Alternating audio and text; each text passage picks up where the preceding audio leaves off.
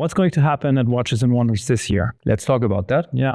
I'm here at Burak's studio with my friend Burak, aka the wrist guy. Today we're going to talk a little bit about our predictions of watches that we're going to see probably this year and more specifically at Watches and Wonders. So what do you think, Burak? What do you expect? What do you want? So I think this year will be very hard to predict in particular because I think a lot of brands already did their best work or maybe their most exciting work last year. If we talk about Rolex, let's say they brought out the new Daytona last year. So I don't think that they will bring something very exciting this year. Yeah, we're not going to see a relaunch of a model line. We're not going to see a new new model like we saw last year with the 1908. Yeah. I mean, there is speculation about the Milgauss, but there's always speculation about the Milgauss. Same as there was with the Air King. Yeah, same as there was with the Air King. Who knows what they're going to bring? But I do think that they're going to do something fun. I think we're going to expect something fun. Yeah, could be. They will probably discontinue the Celebration Dial OP.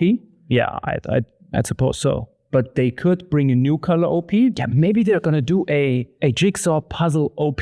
That would be cool. Yeah. I would like to get that. Yeah. I think what we are seeing in Rolex is that they kind of position the OP line as their more fun and colorful collection. And I think that's a good direction they're headed towards. But besides Rolex, I don't know what else that we could expect. You told me that there are rumors that Patek will be launching a new model line. Yeah, I've heard. Maybe. If you look at the blogs and what they've been talking about, there are rumors out there that Patek is potentially launching a completely new model line. Don't think it's going to be something in stainless steel, something sporty. I couldn't imagine, honestly. No. I'm going to guess gold, white gold, yellow gold, something like that. And probably. Highly complicated. Probably, yeah. Or what they could also do is bring something more attainable besides the Nautilus and the Aquanaut, because the Aquanaut was actually the attainable Patek up until now. And now in Patek's catalog, there is nothing that is attainable price-wise. Yeah, true. So they are lacking that kind of the positioning where you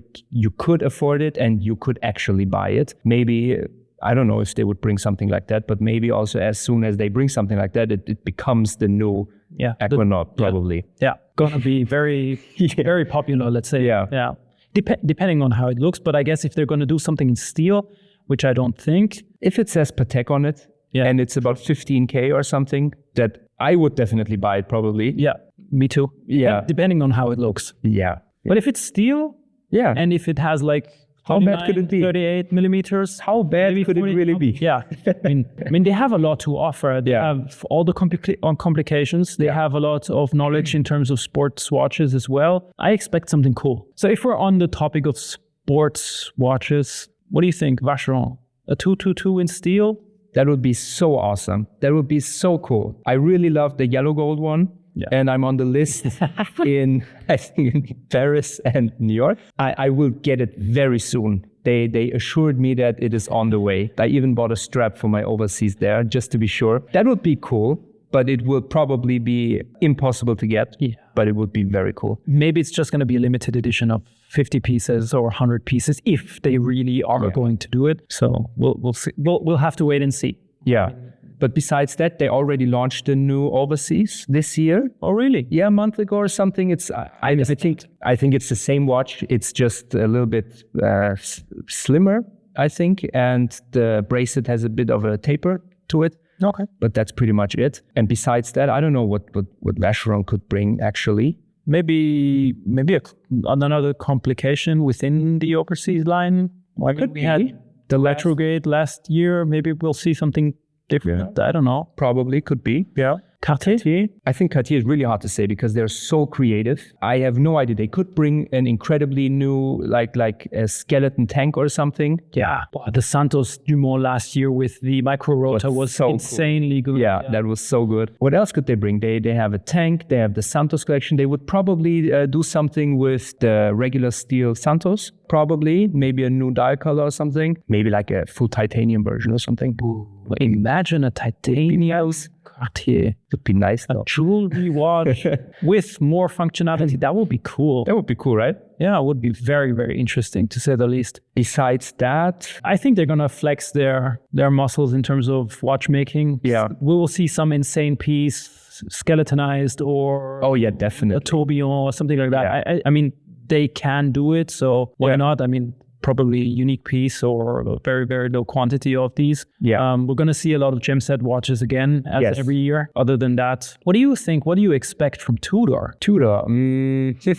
They brought already the Black Bay 54, which was awesome.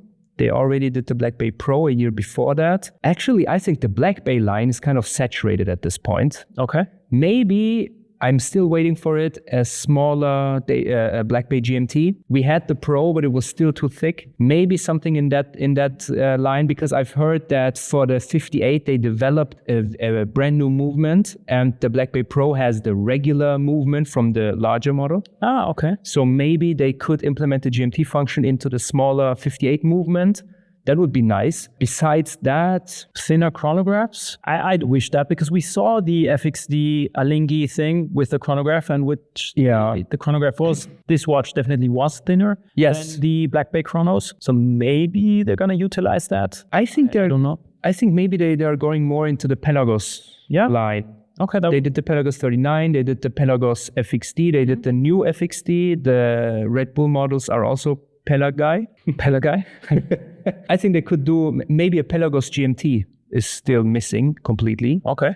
42 or 41 or something like that. Okay. Yeah, probably that could be it. Besides that, Panerai, I have no clue what Panerai could bring. To me, all their watches look the same. Yeah, I don't think we're going to see a new model from Panerai. We're not going to see a new aesthetic. It's going to be the same. Different materials maybe. But I don't know actually what to expect. Yeah. Going to see the new watches. Obviously, we're going to handle them. We are going to go to Watches and Wonders. So if you have a specific brand in mind that is at Watches and Wonders, do let us know in the comments, because now we still have the time to make appointments and to see if we can at least take some pictures. Sure, we could check out the specific brands that you are interested in. So we can make the appointments there, we can check them out, we can do some content on it. Lange and Söhne, new Odysseus or something? No, I don't think they're going to bring a new Odysseus. We had the chronograph last year. We had, well, maybe actually, because we had the titanium Odysseus the year before. This year, last year, the chronograph. So maybe they're going to do an Odysseus, but in the end, they're probably just going to launch one watch, or going to bring one watch to Watches and Wonders. What they do at Watches and Wonders is they bring out usually one watch and they do this giant model of it. Yeah. They put it right in the center, because usually the last 2 years I at least was not able to get my hands on the new watches, and they were always at some point and somewhere, and so you usually end up checking out the giant model, which was it basically for most of us. I think what they could do is the Odysseus with a perpetual calendar, with an annual calendar, with a chronograph. They made the chronograph, but it was like limited to 50 pieces or something. Yeah. So pretty much unavailable to anyone. But they don't need to make more watches. So they don't need it. But for example, they could do what they could bring the things that they learned from that limited edition chronograph into a like normal chronograph version. True. Which they could do it, because they have awesome chronographs in their collection. Yeah, true. The datograph was so nice, so nice. And besides that, Nomos, probably a new campus. Something like Honors Club, because Nomos is going to be at Watches and Wonders. A lot of other brands, new brands, are going to be at the fair as well. The fair is going to be slightly bigger. Yeah, I think I even heard that there's going to be a new hall, or a different hall than we saw last year. So we'll definitely see. But yeah, I'm excited for the Independence. I want to check out the Independence this year. I saved some time for the Independence this year. Laurent Ferrier, I'd love to handle one of their watches. Yes. That would be fantastic. Other than that, what can we expect? What can we expect from brands outside of Watches and Wonders? Like AP? I don't know. Probably a new code. Some new colors for the Royal Oak. New Royal Oak. That's pretty much it. They don't have anything besides the Royal Oak and the code. Nothing fancy. I mean, they updated the offshore, I think, last year. Yeah, they did. With a completely new design, new revamped design. Yeah. Other than that, who is not Breitling? Breitling, Omega. Yeah. Breitling. I have no clue what they released last year, to be honest. No, they did some cool things. I think I reviewed a couple of watches. The last one that they released was the Super Ocean Heritage in different colors in fall. Yeah. Breitling is a brand, I don't know. I don't really have them on my radar, to be honest. The watches usually are way too big for me, way too thick for me. So they're not really my type. So I don't know what they actually are going towards. What do you expect from Omega? Certainly not a new Speedy, right? I don't think we're going to see a new Speedy. Apparently, there's talks about a albino Speedy. Oh, yes.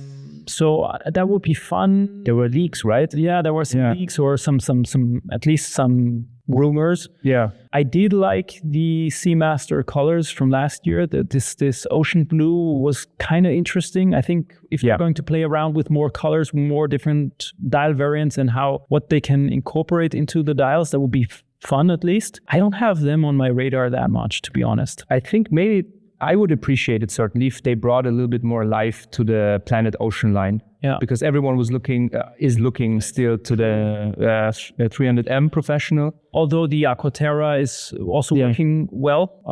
Very well. So yeah, Planet Ocean would be, but it's still a bigger watch. So it's not for everyone. Yes, but they do have a 39.5. Oh, really? Yes, they do. That was the picture I sent you from the Summer Blue. That's 39.5. That's basically the Submariner size. Okay. It's a little bit thicker, but it is still 600 meters of water resistant. But it is a nice watch. Does it have a lug width of 20 millimeters? Probably. We'd have to check that. You know what Dave did? So we have a mutual friend, Dave, and he's going crazy with the watches. And what he did is he bought himself a Speedy, a steel one, and then he changed the dial to a white one. And now he has a white Speedy, a stainless steel Speedmaster with a white dial. Cool. That was kind of cool. That's cool. That's cool. I like that. Looks like the white gold one. So what else? Any wishes? Anything that you'd like to see? Hope to see? As I said, Planet Ocean would be nice because I have my eyes on it for a couple of weeks now. I would like to see more from Nomos when it comes to world timers. I really a lot of people are wanting to see more complications from Nomos, chronographs, GMTs. Chronograph would be nice. I don't think we can expect. No, but it would be cool. That would be cool, but I don't think that they will do that. Besides that, who is also at the fair? Yeah, 222 in steel. Obviously, I would love to see that. I would love to have that. More importantly, that's pretty much it. Yeah. Okay, so I have nothing to add to that. But maybe you have. Do you have any wishes for the fair? Anything that you're expecting from this year in terms of watches? Do leave it down in the comments down below. Thank you very much, Borg, for your time. Thank you. And we will have fun at the fair, definitely. And that's it for this video. Thank you very much for watching and see you in the next one. Bye-bye. Bye-bye.